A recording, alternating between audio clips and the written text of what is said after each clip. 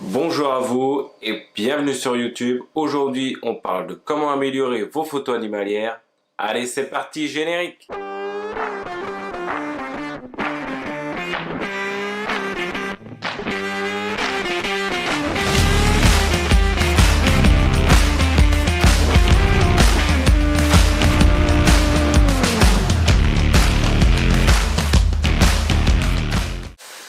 Allez, on est parti pour la première astuce.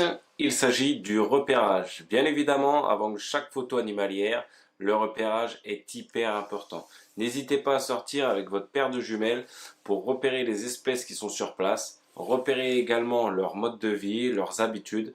Cela facilitera vos séances d'affût afin d'être le mieux positionné pour photographier l'animal en question.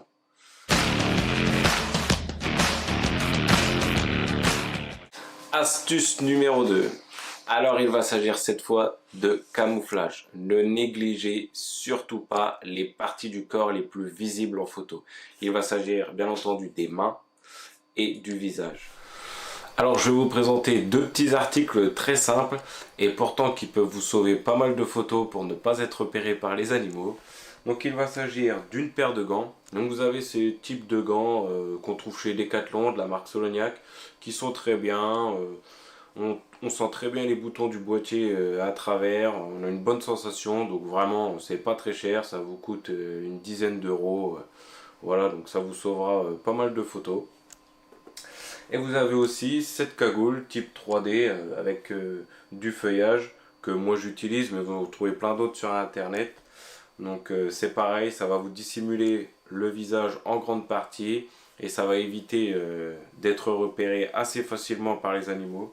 Donc n'hésitez pas, pareil, il n'y en a pas pour trop cher et ça vous camouflera très très bien.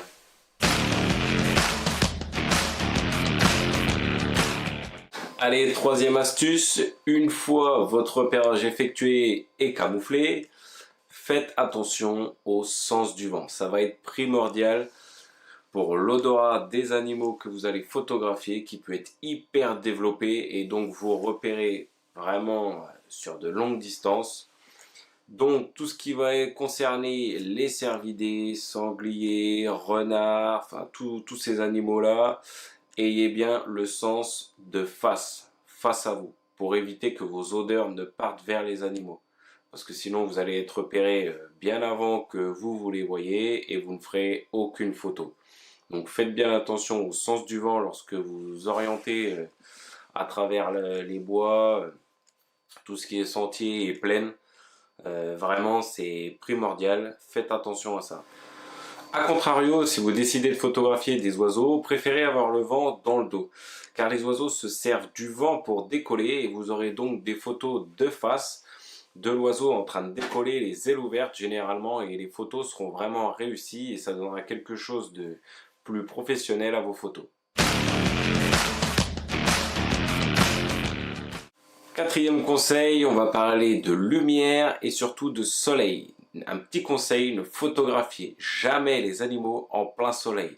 Vous allez tout simplement cramer les couleurs ne seront pas belles et vos photos ne seront pas belles également.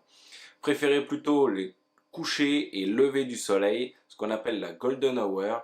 Votre lumière sera beaucoup plus douce, votre arrière-plan aussi, et vos photos seront beaucoup plus professionnelles et auront une ambiance dans la photo qui sera vraiment plus flatteuse à l'œil.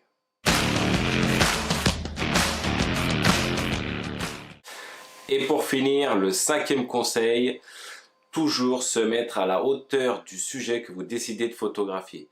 Si vous voulez faire des petits renardeaux, tout ce qui va être petits marcassins, tout ce qui va être au ras du sol, eh ben, n'hésitez pas, couchez-vous, faites des photos au ras du sol, mettez-vous au niveau de votre sujet. On le ressentira dans vos photos et évitez de surplomber les animaux. En surplombant les animaux, vous allez écraser votre sujet et vraiment vos photos ne seront pas terribles encore une fois.